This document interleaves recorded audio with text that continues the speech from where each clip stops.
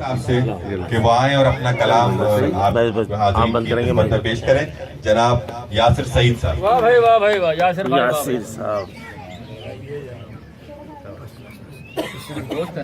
جناب اس حد کی اجازت سے پہلے ایک قطع اور اس کے بعد ایک غزل سے چند اشعار آپ تمام خوبصورت اردو سے محبت کرنے والی سماعتوں کی نظر کر رہا ہوں کہ کیا بتاؤں میں اپنے بارے میں، کیا بتاؤں میں اپنے بارے میں، ایک دنیا کھنگال رکھی ہے. واہ بھائی واہ. کیا بتاؤں میں اپنے بارے میں، ایک دنیا کھنگال رکھی ہے. شاعری تو بس ایک بہانہ ہے، میں نے اردو سنبھال رکھی ہے. کیا بتاؤں میں اپنے بارے میں، کیا بتاؤں میں اپنے بارے میں، ایک دنیا کھنگال رکھی ہے. شاعری تو بس ایک بہانہ ہے، میں نے اردو سنبھال رکھی ہے.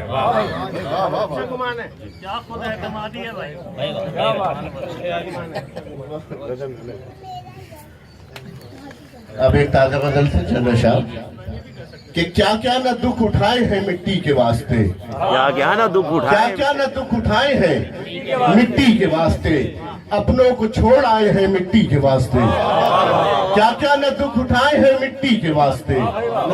اپنوں کو چھوڑ آئے ہیں مٹی کے واسطے. اور طارق بھائی یہ شعر دیکھیے گا کہ مٹی کی ہم تلاش میں گھر سے نکل پڑے، مٹی کی ہم تلاش میں گھر سے نکل پڑے. مٹی کو چھوڑ آئے ہیں مٹی کے واسطے. مٹی کی ہم تلاش میں گھر سے نکل پڑے. مٹی کو چھوڑ آئے ہیں مٹی کے واسطے.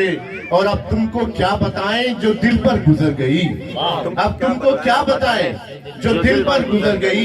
کس طرح مسکرائے ہیں مٹی کے واسطے.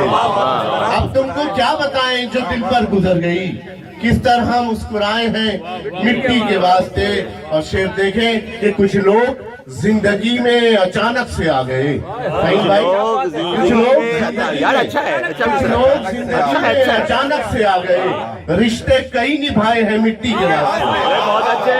کچھ لوگ زندگی میں اچانک سے آ گئے.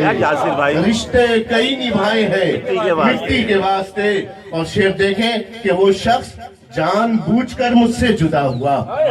اجمل بھائی وہ شخص جان بوجھ کر مجھ سے جدا ہوا. ہم چوٹ دل پہ کھائے ہیں مٹی کے واسطے. وہ شخص جان بوجھ کر مجھ سے جدا ہوا. ہم چوٹ دل پہ کھائے ہیں مٹی کے واسطے. اور گھر کا صحن تو آج بھی میرا ہے منتظر. سہیل بھائی گھر کا صحن تو آج بھی میرا ہے منتظر. واپس نہ لوٹ پائے ہیں مٹی کے واسطے. گھر کا صحن تو آج بھی میرا ہے منتظر. واپس نہ لوٹ پائے ہیں مٹی کے واسطے. کیا کیا نہ دکھ اٹھائے ہیں مٹی کے واسطے. اپنوں کو چھوڑ آئے ہیں مٹی کے واسطے. بہت شکریہ. بہت اچھے بہت اچھے.